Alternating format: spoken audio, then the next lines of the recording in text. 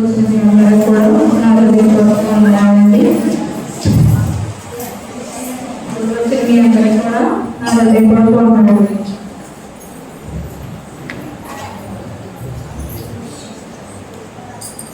ప్రస్తుతం సాగుతుందని మెసేజ్ అవుతుందని ఇంట్లో ప్రశ్నిస్తున్నాను. మనం మన దేహాన్ని శుభ్రం చేసుకోవాలంటే ఏం చేస్తాం? పైన మన బాడీ శరీరాన్ని శుభ్రం చేసుకోవాలంటే ఒక బకెట్ వాటర్తో స్నానం చేసి శుభ్రం చేసుకుంటాం. అదే మన అంతరంగాన్ని శుద్ధి చేసుకోవాలంటే మన దేహాన్ని శుద్ధి చేసుకోవాలంటే పై నుంచి వాటర్ వేయాలి. అదే లోపల శుద్ధి అవ్వాలంటే లోపల నుంచి నీరు రావాలి. ఆ నీరుని ఏమంటామని మనం కన్నీరు అంటాం. కన్నీరు మన హృదయాన్ని శుద్ధి చేస్తుంది అన్నమాట. మన హృదయాన్ని పవిత్రపరుస్తుంది అన్నమాట. మన అంతర్గాన్ని శుద్ధి చేస్తుంది కన్నీరు. అది ఎక్కడి నుంచి రావాలి? మన హృదయంలో నుంచి రావాలి. బయట నీళ్ళు వేసుకుంటే మన శరీరం శుభ్రం అవుతుంది. మన లోపల నుంచి నీరు వస్తే మన ఆత్మను మనం శుద్ధి చేసుకుంటాం అన్నమాట. బైబిల్లో కన్నీటికి చాలా విలువ ఉన్నాయి. ఎంతో మంది భక్తులు కన్నీటి ప్రార్థన చేసి ఎన్నో మేలు గొప్ప మేలు పొందుకున్నారు. కన్నీటికి బైబిల్లో చాలా విలువ ఉందన్నమాట. కీర్తనలో 139:16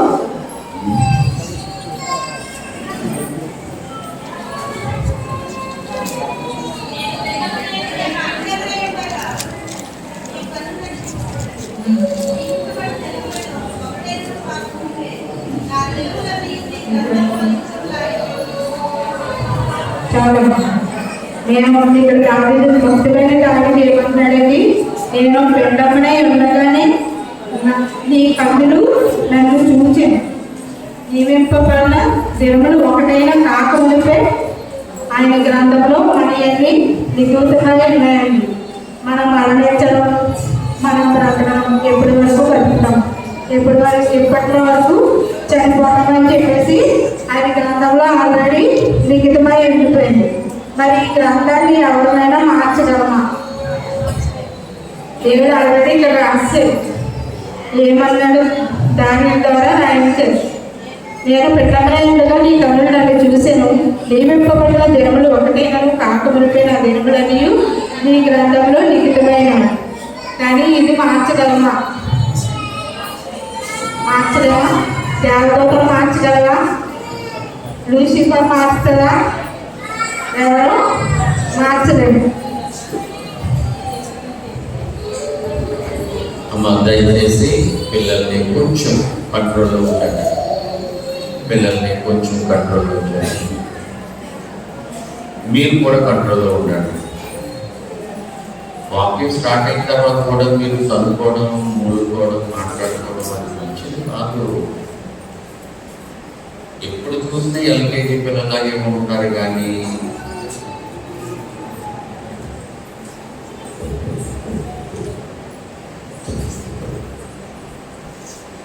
ఆయన రాసిన గ్రంథాన్ని ఎవరు కూడా మార్చలేమని మీరు అంటున్నారు. అంతే కదా? బైబిల్లో చూద్దాము, మన మిత్రులు ఆయన రాసిన గ్రంథాన్ని మార్చగలమో లేదు. 2వ రాజులు ఇప్పుడు మనం చదువుకున్నాం కదండి.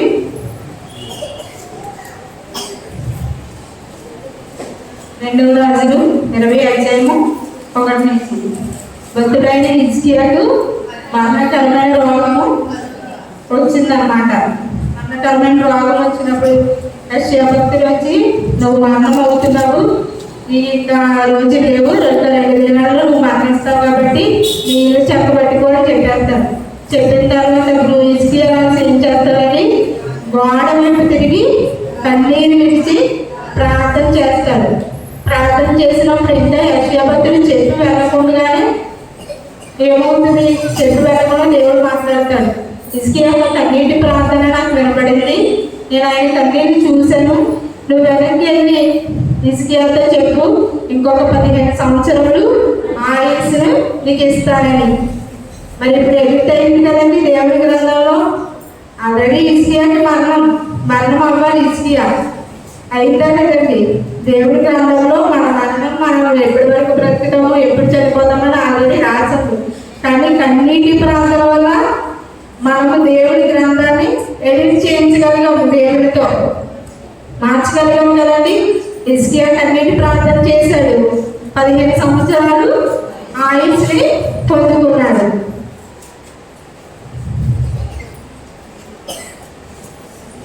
ఆ కొద్ది నిమిషాల ప్రార్థన దేవుడి గ్రంథాన్ని మార్చగలిగింది అనమాట.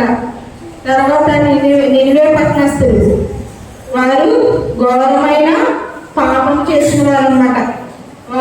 యోనా గ్రంథం 3వ అధ్యాయంలో ఉంటారు కదండి. దేవుడి దృష్టికి బహుఘోరమైన పాపం చేసి నినివే పట్టణం అంతా పాడైపోయింది.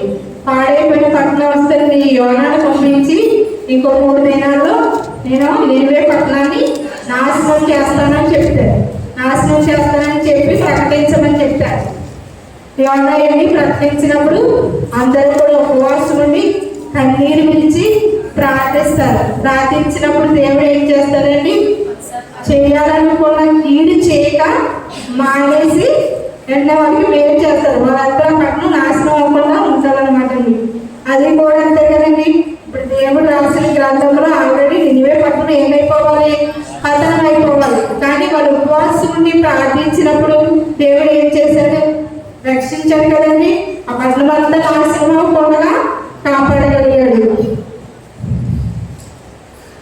తర్వాత 1 సమూయేలు 1 నుంచి చూద్దాము.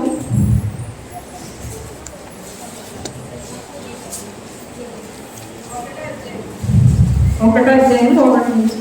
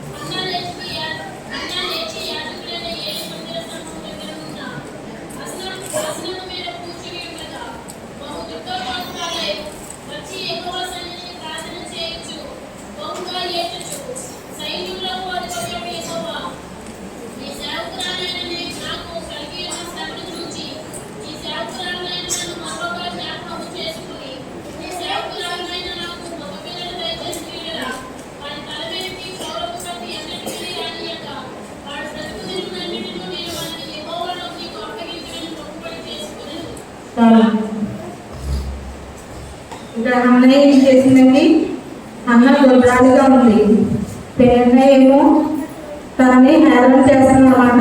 నీకు పిల్లలు లేరు, ఆ హేళనగా ఉంది చూడలేక భర్తను అడుగుతుంది, నీ వల్ల నాకు పిల్లలు అడుగుతాడు అంటారు. భర్త అంటాడు ఎక్కనా, నేను ఏమన్నా లేకుండా నీకు పిల్లలు ఇవ్వడానికి బహుమంది పిల్లల కంటే నేను శ్రేష్ఠుడు కాదా అని అడుగుతాడు. ఏం చేస్తున్నప్పుడు దేవుని మందిరంలోకి వెళ్ళి కన్నీరు విడిచి కన్నీరు ప్రార్థన చేసి తన హృదయాన్నంతా దేవుని యొక్క కుమ్మరించుకుంటుంది. ఏమి చూసేమంటారు, ఉదయాన్నే తాగేసి వచ్చేసావా నువ్వు, ఉదయాన్నే మందిరానికి తాగేసి వచ్చేసావా అంటారు. అంతగా తన హృదయాన్ని దేవుని యొక్క కుమ్మరించుకుంటుంది. ఆవిడికి ఇంక మాటలు లేవు, కన్నీరే, కన్నీటి ప్రార్థన, హృదయం అంతా కూడా దేవుని యొక్క కుమ్మరించుకుంటుంది అన్నమాట. తాగి వచ్చామంటే ఈ దాసరాలైన నేను తాగి రాలేదయ్యా, నా దేవుని యొక్క నేను ఆయన పాదాల యొక్క నా కన్నీటితో నా హృదయాన్ని కుమ్మరించుకుంటున్నాను అని చెప్తుంది. అప్పుడు ఏది అంటారు, అమ్మాయి ఎలాగో తిరగకుండానే నీకు కుమారుని అనుగ్రహిస్తాను. ఏది దేవుని యొక్క ఆత్మ ద్వారా చెప్తాడు అన్నమాట. ఏది కనుక దేవుని ఆత్మ వచ్చి నువ్వు కుమారునికి అంటావు, ఏడాది తిరగకుండా అని చెప్తాడు. ఏడాది తిరగకుండానే కుమారునికి అంటది. ఇశ్రాయేలులోని గొప్ప ప్రవక్తను తన గర్భం నుంచి దేవుడు ఇస్తాడండి. దేని వలనది, కన్నీటి ప్రార్థన వలన ఇశ్రాయేలులోనే గొప్ప ప్రవక్త, దావీదును అభిషేకించిన ప్రవక్త తన గర్భంలో నుంచి పుడతారనమాట. ఇదంతా కన్నీటి ప్రార్థన వల్ల. కన్నీటి ప్రార్థన దేవుని గ్రంథాన్ని ఎడిట్ చేయగలిగింది. తనకున్న పరిస్థితులు, శ్రమల్లోని, వేదనలోని అన్నిటి నుంచి కూడా విడిపించగలిగింది అన్నమాట అండి కన్నీటి ప్రార్థన. మనం 4 విషయాల్లో కన్నీటి ప్రార్థన చేస్తామండి. 4 విషయాల్లో మనము కన్నీటితో ప్రార్థన చేస్తాం. ఎప్పుడు మనము కన్నీటి ప్రార్థన చేయాలి, ఎప్పుడు మనకు కన్నీరు వస్తుంది. బైబిల్లో మన భక్తులు కన్నీరు కాచి వారి దుఃఖకరమైన జీవితాలను సంతోషంగా మార్చుకున్నారు. మొదట మనము శోధనలోనే, శ్రమలో ఉన్నప్పుడు కన్నీరు కారుస్తాం. రెండవది పాపంలోను, పశ్చాత్తాపంలోను ఉన్నప్పుడు కన్నీరు కారుస్తాం. మూడవది కృతజ్ఞతతో ఉన్నప్పుడు కన్నీరు కారుస్తాం. నాలుగవది పరిశుద్ధాత్మలో ఆనందంతో కన్నీరు కారుస్తాం. ఈ 4 విషయాల్లో కూడా మనము కన్నీరు కారుస్తామండి. కన్నీరు కార్చలు కూడా శ్రమ వచ్చినప్పుడు మనం ఎవరు ఆపలేదు. ఏదైనా శ్రమ వస్తే మనం ఎవరు పట్టుకోలేదు. మనం వెంట ఏడుస్తూనే ఉంటాం. అది ఏడ్చింది మన కన్నీరు ఎప్పుడు కూడా దేవుని పాదాల దగ్గరే పెట్టాలి. వాళ్ళ దగ్గర వీళ్ళ దగ్గర కూడా మనము ఏడకూడదు. ఏడిస్తే దీనికి బలి జరిగింది, దీనికి ఇలాగే జరగాలనుకుంటారు, కానీ ఎవరు కూడా మనల్ని ఆదరించరు. ఏదో ఏడుగా 2 మాటలు ఆదరించినట్టు మాట్లాడతారు. పక్కకెళ్ళి దీనికి ఇలాగే జరగాలి, బలి జరిగింది అని అనుకుంటారు. మన కన్నీరు దేవుని పాదాల దగ్గర ఎప్పుడైతే పెడతామో మనం గొప్పగా మన సమస్య నుంచి విడుదల పొందుకుంటాం. ఖచ్చితంగా కన్నీటి ప్రార్థనకి దేవుడు ఎంత ప్రాధాన్యత ఎందుకు ఇచ్చాడు బైబిల్లో? ఎంతమంది భక్తులు ఎన్ని విధాలుగా మేలు పొందుకున్నారు, ఎన్ని విధాలుగా చూశారు కదా. హిజ్కియా 15 సంవత్సరాలు ఆయుష్ను పొందుకున్నాడు. అన్న బిడ్డను పొందుకుంది. యోనా నినివే పట్టణ వాళ్ళు యోనా ద్వారా ప్రకటించబడిన తర్వాత వారు పశ్చాత్తాపడి గోడపట్ట కట్టుకొని వారు కూడా ఉపవాసం ఉండి ప్రార్థన చేసినప్పుడు దేవుడు రక్షించాడు కదండి. అలాగే యోగు కూడా ఎన్నో శ్రమలు కలిగినప్పుడు యోగు 16:20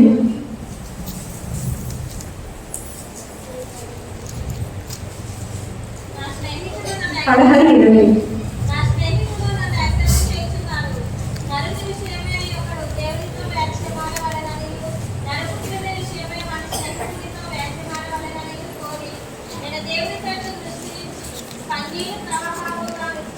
కన్నీరు ప్రవాహంగా విలుస్తున్నాను. చాడమ్మా. యోగు కన్నీరు తనకు మేలుకరంగా మారిందండి. మేలుకరంగా మారింది కదా. తన పోగొట్టుకున్నవన్నీ కూడా ఇటు నుంచి ఒక సైనికుడు వచ్చి నీ బిడ్డలు చనిపోయారని చెప్తాడు. ఇటు నుంచి ఒక సైనికుడు వచ్చి నీ ఆస్తి మొత్తం నష్టమైపోయిందని చెప్తాడు. ఇటు నుంచి ఒక సైనికుడు వచ్చి మొత్తం నీ గొర్రెలు మందలు అన్నిటిని కూడా నాశనం అయిపోయాయని చెప్తాడు. అయినా సరే యోగు ఏమంటాడని, యెహోవా ఇచ్చును యెహోవా తీసుకుని అని చెప్తాడు. అయితే యోగు ఎంత అంటే కష్టము, తన భార్య కూడా తనని దూషించేంత పరిస్థితి.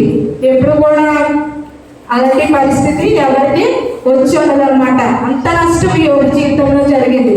అయినా కానీ ఆయన ఎలా కన్నీరు కాల్స్తున్నాడండి. ఆయన కన్నీళ్ళు ప్రవాహం వలె ఉన్నవంట. ప్రవాహం వలె పారుతుందంట. ప్రవాహం అంటే ఒక చెరువులో వాటర్ వస్తుంది కదండి, కాలువలో వాటర్ అలాగనమాట. అంతలాగా కన్నీరు యోగు కాల్చినప్పుడు తనకు ఆ కన్నీరు ఉపయోగకరంగానే ఉంది. 100కి 100 పాళ్ళు తన మళ్ళీ ఆశీర్వాదం పొందుకున్నాడు. యోగు పోగొట్టుకున్నవన్నీ కూడా తిరిగి మళ్ళీ సంపాదించాడు. తిరిగి మళ్ళీ దేవుడు అనుగ్రహించి గొప్ప దీవెన కలిగించాడండి. యోగుకి గొప్పగా ఆశీర్వదించాడు. 2 అంతలు ఇచ్చాడు. ప్రతిదీ కూడా ఎన్ని ఎడ్లు పోయి అంతకు రెట్టింపు, ఎన్ని మేకలు పోయి అంతకు రెట్టింపు, ఎన్ని గొర్రెలు పోయి అంతకు రెట్టింపు, ఎంత ఆస్తి పోయింది అంతకు రెట్టింపు. అంతగా కూడా యోగు ఆశీర్వదించబడ్డారు. ఇదంతా దేని వల్లండి? కన్నీటితో ప్రార్థన చేయడం వల్ల.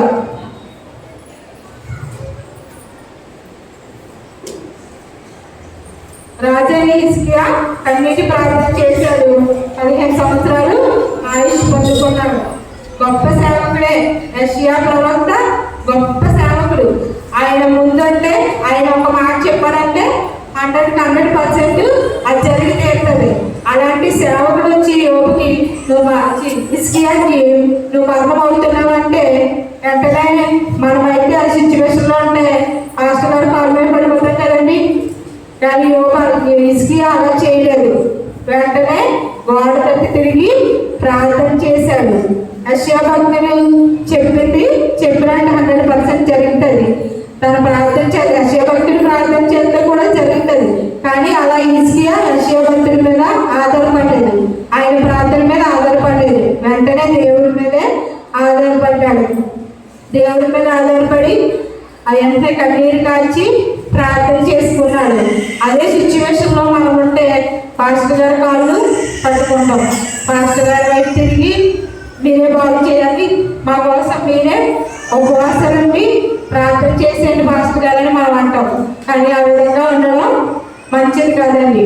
పాస్టర్ గారిలో మనకి దేవుడు వారికి నేర్పించిన వాక్యాన్ని మనకి నేర్పించేంత వరకు, దేవుడికి మనకు కనెక్ట్ చేసే వరకు, మనకి ఏదైనా సమస్య వస్తే దేవుడికి మనకి మధ్య అయ్యగారిని మనము పెట్టకూడదు. దేవుడు మనము మంచి కమ్యూనికేట్ ఉండి ప్రేయర్ లైఫ్ని డెవలప్ చేసుకోవాలి. మంచి ప్రార్థనా జీవితం, ప్రార్థనా సహవాసం, దేవుడితో ప్రతిరోజు మాట్లాడుతూ ఉంటే ఆయన ఖచ్చితంగా మనతో మాట్లాడతారు. వాక్యం ద్వారా మాట్లాడతారు, దైవజనుల ద్వారా మాట్లాడతారు, ఏదో విధంగా దేవుడు మాట్లాడతారు.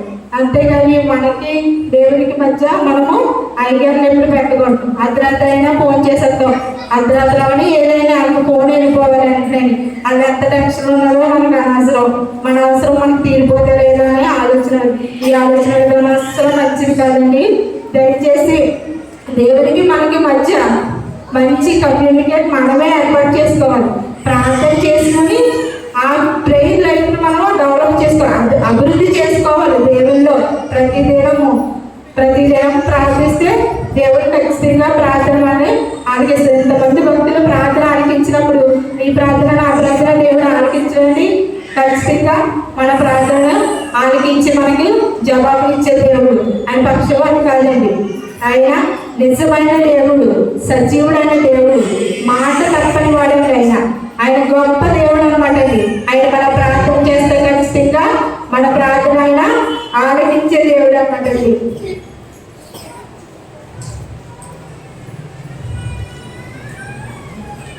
యాకోబు కూడా అన్నయ్య యాసవుని మోసం చేసి తండ్రి దగ్గర అన్నయ్య యొక్క దీవెనలన్నీ తీసేసుకుని దూరంగా పారిపోతాడు కదండి. బాబాయ్ దగ్గరికి పారిపోతాడు, తన బాబు దగ్గరికి పారిపోతాడు. అక్కడ కూడా ఎంతో కష్టపడి మామకి కొలువు చేస్తాడన్నమాట అండి. కొలువు చేసినప్పుడు తినకు కూడా మామ మోసం చేస్తాడు. మామ కూడా యాకోబుని మోసం చేస్తాడు. మోసం చేసినప్పుడు యాకోబు తనకు కూడా మనసులో బాధ కలిగి ఇంకా నేను ఇక్కడ ఉండకూడదు, నా దేశానికి నేను ప్రయాణమై వెళ్ళిపోవాలని చెప్పేసి యాకోబు తిరిగి రావడానికి ప్రయత్నం చేస్తాడండి. యాకోబు తిరిగి రావడానికి ప్రయత్నం చేసి తన దగ్గర ఉన్న సైనికులు ఒక దూతను పంపించి నా అన్న ఎలా ఉన్నాడో చూసిరా, అసలు నా మీద కోపం పోయిందా లేదా చూసిరా అని చెప్పేసి పంపుతాడండి. పంపించినప్పుడు ఏం చేస్తాడండి, యాసవ్ అయితే తనను మోసం చేశాడు కదా తమ్ముడు, దాని గురించి ఎంతో ఉగ్రంతో ఉంటారనమాట. 400 మందిని తయారు చేసుకుని తమ్ముడికి వస్తే చాలు ముక్కలుగా నరికేద్దాము అనుకుంటాడు. ముక్కలుగా నరికేద్దామని 400 మందిని సైన్యంలో రెడీ చేసి ఉంచుతాడు. దూతకు పంపించారు కదండి యాకోబు. ఈలోపు యాకోబు దగ్గరికి ఆ దూత వచ్చి తన దగ్గరకు వచ్చి, అయ్యా నీ అన్నకి ఏమాత్రం నీ మీద కోపం పోలేదు, నేను ముక్కలుగా నరకడానికి 400 మందిని సైన్యాన్ని ఉంచుకుని ఉన్నాడు అని చెప్తాడు. వెంటనే అలా చెప్పిన వెంటనే యాకోబుకి భయం వేస్తుంది. అమ్మో నా బిడ్డలు ఉన్నారు, 2 భార్యలు ఉన్నారు, వీళ్ళందరినీ కూడా నా మందల్ని నా పశువులన్నింటినీ కూడా నా అన్న హతం చేసేస్తాడేమో అని చెప్పేసి ఆ రాత్రి వాళ్ళందరూ చోటించి నేను ఒంటరిగా వెళ్ళి కన్నీటి ప్రార్థన చేస్తాడు. ఒక రాత్రి అంతా ప్రార్థన చేస్తాడు, పెరుగులాడతాడు దేవుడితో. అది యాకోబు మన ఆదికాండంలో లేదు, ఆదికాండంలో ఉంది కానీ హోషేయ గ్రంథం తీయండి ఒకసారి. హోషేయ 12:4 ఆదికాండం 32 ఉంటుంది కానీ అక్కడ కన్నీరు కన్నీరు అనే మాట ఉండదు.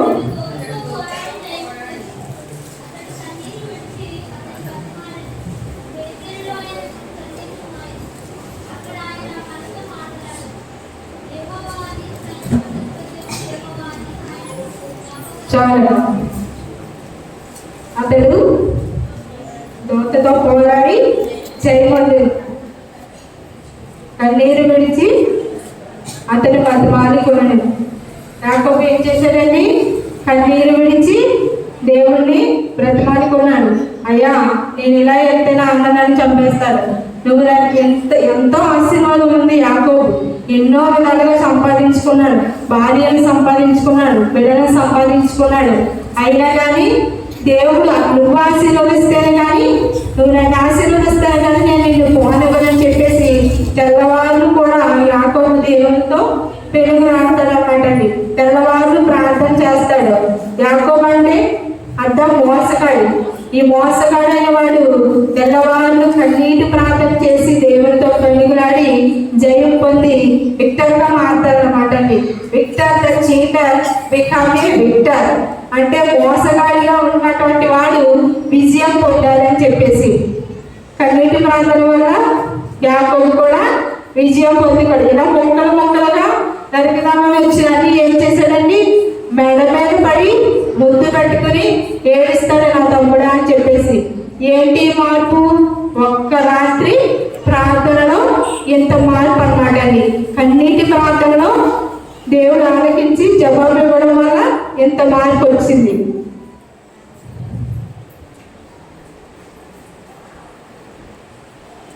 సామెతలు 16:7 ఒకరి ప్రవర్తన యెహోవాకు ప్రీతికరముగా ఉంటే వారిని శత్రువుని సైతం మిత్రులుగా మార్చేస్తాడు. యాకోబు కన్నా ఎలా ఉన్నాడు? శత్రువుగా ఉన్నాడు. ఇప్పుడు మిత్రులుగా మార్చేశాడండి. భయంకరమైన శ్రమలో ఉన్నప్పుడు ఎవరు నన్ను ఆదుకోలేరు, ఈ శ్రమ నుండి ఈ వ్యాధి నుండి నన్ను ఎవరు ఆదుకోలేరు, ఈ ఆర్థిక ఇబ్బంది ప్రాబ్లమ్స్ నుండి నాకు అసలు విడుదల రాదు అని మనం అనుకోకూడదు. నీది ఎలాంటి రోగమైనా అది దేవుడికి చాలా ఈజీ. కానీ నువ్వు చేయవలసింది కన్నీటి ప్రార్థన చేయాలి. ఎడతెగగా కన్నీరు కాల్చి ప్రార్థించాలి. అప్పుడు నీ సమస్య ఏదైనా సరే దేవుడికి అసాధ్యమైనట్టు ఏమీ లేదండి. సమస్తము దేవునికి సాధ్యమే. లోకసువార్త 7:37 ఒక పాపాత్మురాలైన స్త్రీ ఉంటారు.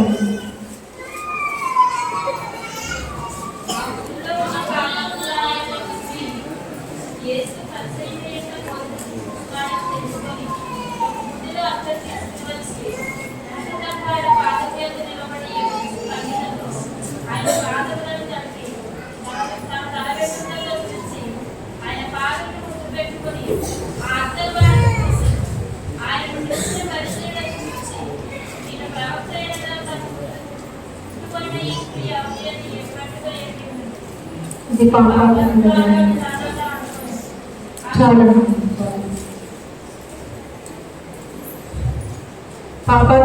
స్త్రీ కోసం తెలుసు కదండి. ఆవిడ ఏం చేస్తుందండి? కన్నీరు విడిచి దేవుడి పాదాలు తడిపిందండి. ఏమైనా ప్రార్థించిందండి? ప్రార్థించలేదా? మామూలు కన్నీరు కాల్చి దేవుడి పాదాలు. ఒక భక్తుడు అంటాడు, మన నోరు మాట్లాడలేండి, కన్నీరు మాట్లాడుతుందని. దేవుడి పాదాలు కన్నీరుతో కడిగింది, తలవెంట్రుకగా తుడిచింది. ఆయన అంటాడు, అక్కడ ఉన్న వాళ్ళందరూ చేదరించుకుంటారు, ఈవిడ పాపాత్మురాలైన స్త్రీ, ఈయనెందుకు ఈయన పాదాలు ముట్టుకొని ఉన్నాడు, ఈయనెందుకు ఆయన దగ్గరికి రావాలి? ఆయన బాధ మీద కూర్చుంటాడు, ఆయన పాదాల దగ్గర స్థలం ఎంచుకుంటాడు. ఎంచుకుని కన్నీరు కాచి పాదాలు తడిచి అంత కన్నీరు తన హృదయాన్ని కొమ్మరించుకుని కన్నీరు కాచి తలతో తుడుస్తుందండి. అయితే ఇక్కడ యేసయ్య ఆమె విస్తారమైన పాపములు క్షమించబడ్డాయి అంటారు. ఈ పాపాత్మురాలు కన్నీరు విడిస్తే దేవుడు తనకున్న విస్తారమైన పాపం అంతా కూడా కడిగాడు, శుద్ధి చేశాడు.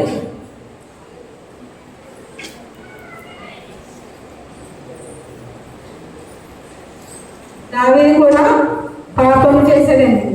రాత్రి ప్రిస్కిలా చెప్పింది కదండి, బెత్షెబాతో పాపం చేసి హత్య కూడా చేసేస్తాడు. తన పాపానికి ప్రాయశ్చిత్తంగా కీర్తనలు 6:6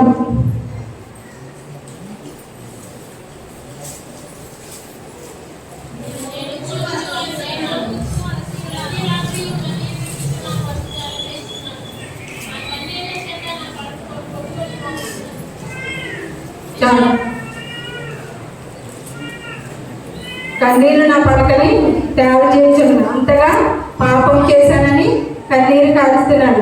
మరి మన పాపం నిమిత్తము మనం ఎప్పుడన్నా కన్నీరు కార్చమండి? ఆయన కళ్ళు చివికిపోయాయంట. అలాంటి ప్రార్థన మనం ఎప్పుడన్నా చేశామండి? మనకైతే పాపం నుంచి విడుదల పొందాలని ఆశ ఉంటుంది, కానీ దానికి తగినట్టుగా మనము ప్రార్థన చేయలేము. తండ్రి ఈ పాపం నన్ను విడిపించే విడిపించే విడిపించే అంటాం, కానీ హృదయపూర్వకంగా మనము ప్రార్థన చేయము. ఆయన అంటాడు కదా, వారి పెదవులు మాత్రమే నాకు దగ్గరగా ఉన్నాయి, వారి హృదయం మాత్రం నాకు చాలా దూరంగా ఉందని చెప్పేసి దేవుడు అంటాడు కదండి. మనము దేవుడికి హృదయాన్ని ఇచ్చి మన ప్రతి పాపాన్ని కడగమని ఆయన అడిగితే, కన్నీటితో ప్రార్థన చేస్తే ఖచ్చితంగా మనము క్షమించబడతామండి. దేవుడు ఖచ్చితంగా మనల్ని క్షమిస్తాడు.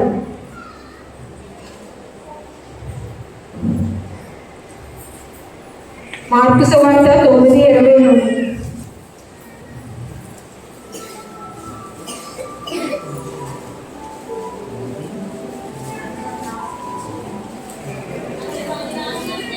మార్కు 9:20.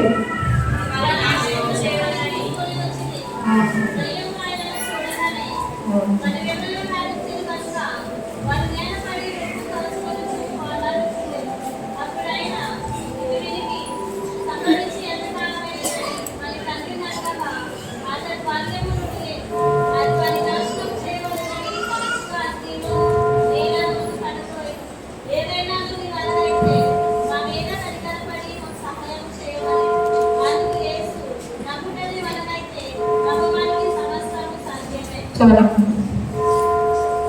ఒక చిన్నవాడికి దురాత్మ పట్టి ఉండదండి. దురాత్మ పట్టి అగ్నిలోను నీటిలోను పడద్రోసేసి చంపేయాలని చూస్తుంది ఆ చిన్నవాడిని. అది తనకి చిన్నప్పటి నుంచే ఉంటుంది.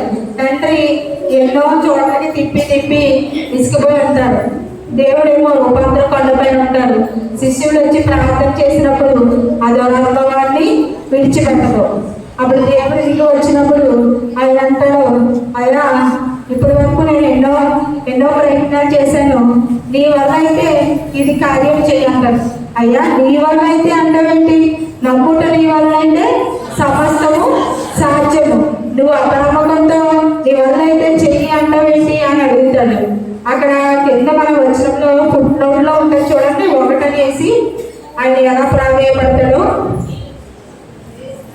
కన్నీరు విడిచాను కదండి, కన్నీరు విడిచు అంటాడు అనమాట. అయ్యా నాకు అపనమ్మకం ఉండకుండా నీవే చెయ్యి, నాకు అపనమ్మకం రాకుండా నీవే చేసి నీ వల్ల అయితే నా కుమారుని స్వస్థపరచు అంటాడు.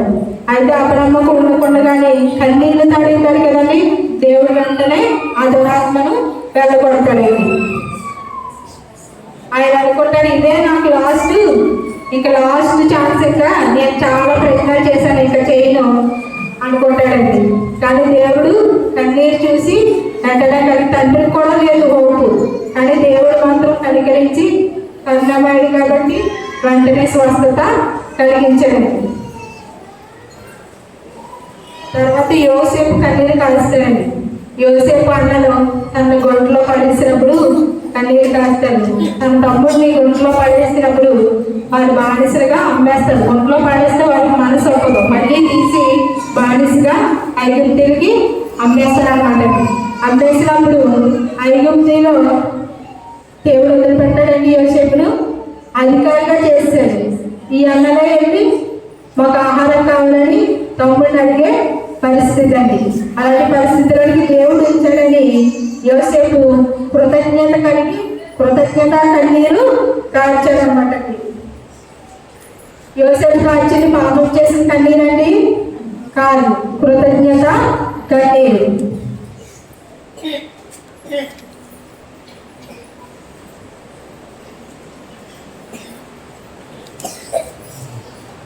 ఈ లోకంలో బంగారం దాచుకోవడానికి, ఆస్తులు దాచుకోవడానికి బ్యాంకులు ఉన్నాయండి. అయితే మనకు పరలోకంలో ఒక బ్యాంక్ ఉంది. ఏంటది? మన కన్నీళ్ళని దాచుకునే బ్యాంకు. ఆయన మన కన్నీళ్ళు గుడిలో ఉంచుతానంటున్నాడు కదండి, దాచుతానంటున్నాడు కదా. అయితే భూమి మీద ఉంటుంది కానీ మనము కన్నీరు కార్చాలి. పరలోకంలోకి వెళ్ళాక కన్నీరు కార్చడానికి ఏముండదు అక్కడంతా ఆనందము, సంతోషము, సమాధానాలు, శాంతి అంతా మన భూమి మీద ఉంటుండగా కన్నీళ్ళు మనము పెట్టాలన్నమాట. పెట్టుబడి కన్నీళ్ళు పెట్టాలి. బ్యాంకు అక్కడ దేవుడు ఖచ్చితంగా మనకి దాచి ఉంచుతాడు. కీర్తన 56:8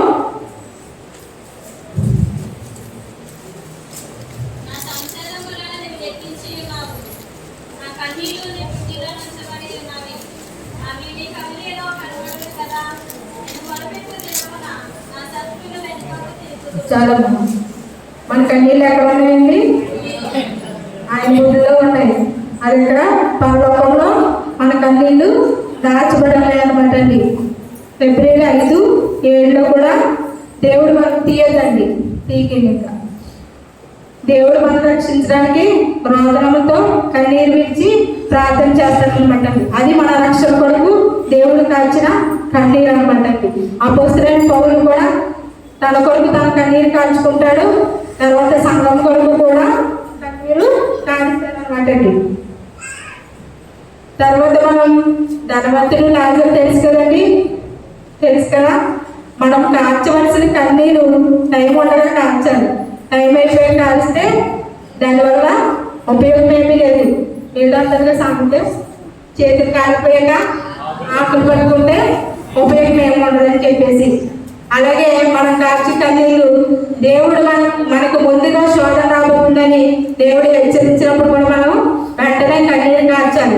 మనకి ఏ శోధన రాకుండా, నీకు ఏ బాధలు ఇబ్బందులు లేవా, ఏ శోధనలో పడకుండా కన్నీరు కార్చు. నీకు ఏదైనా అప్పులు లేవా, అప్పులు ఉన్న వారి కోసం కన్నీరు కార్చు. నీకు ఏ ఇబ్బంది లేకపోతే ఎదుటి వారి కోసం కన్నీరు కార్చు. అందరం కూడా, స్త్రీలందరూ కూడా కన్నీరు విడిచి ప్రార్థన చేయాలి. స్త్రీలే కదండి, మీకు ఏ బలహీనతలున్నా, పురుషులు కూడా, మగవాళ్ళు కూడా, మీకు ఏ బలహీనత నుంచి మీరు బయటికి రాలేకపోతున్నారో మీకు తెలుసు. ఆ బలహీనత ఏంటనేది దేవుడికి తెలుసు. ఎవరికి చెప్పుకోలేని బాధలు కూడా కొన్ని ఉంటాయి. వాటన్నింటిని బట్టి మీరు కన్నీరు కాస్తే ఖచ్చితంగా దేవుడు దానికి జవాబు ఇచ్చే దేవుడు అండి.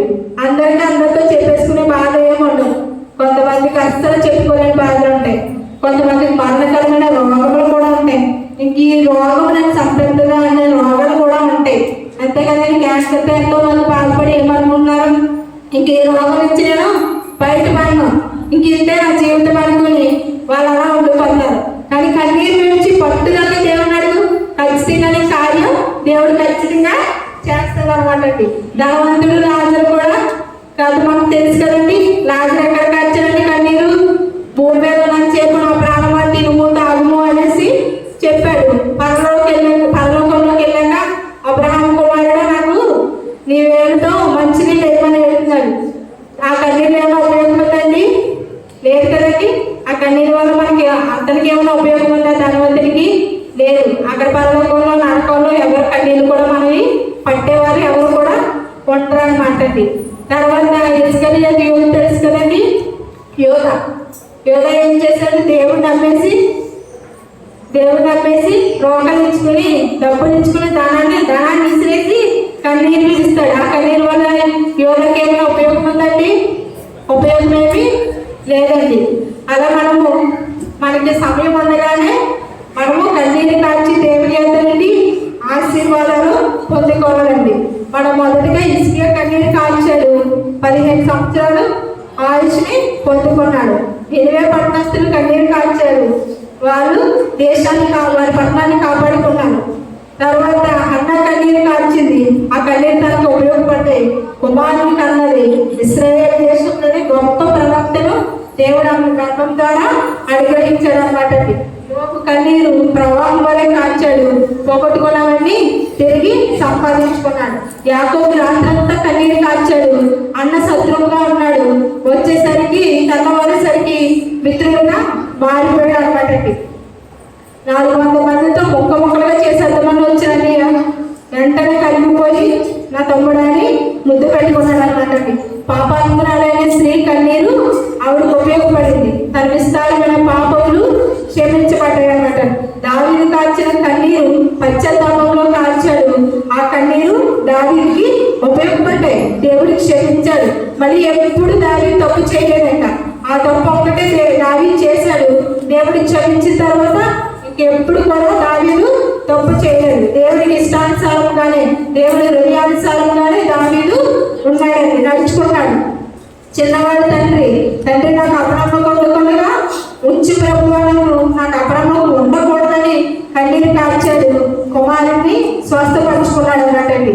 యోసేపు తన అన్నలు గుంటలో పడేసినప్పుడు కన్నీరు కార్చాడు.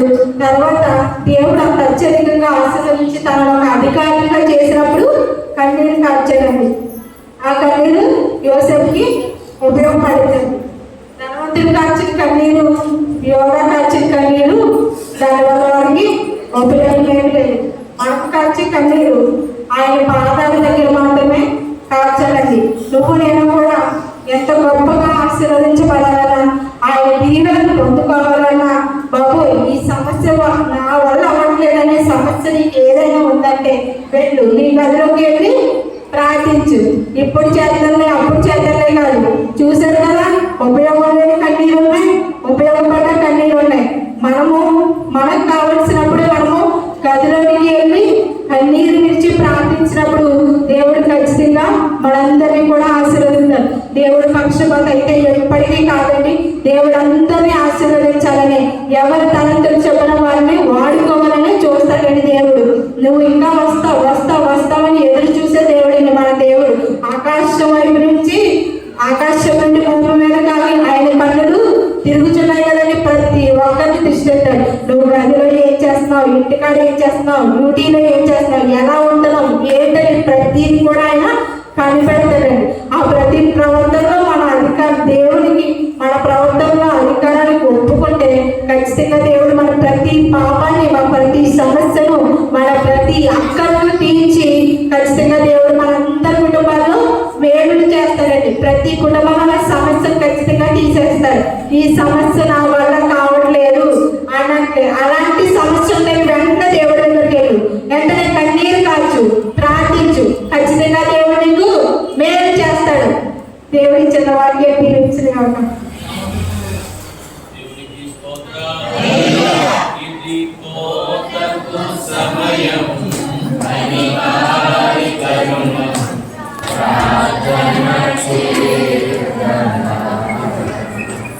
ఇది కోతకు సమయం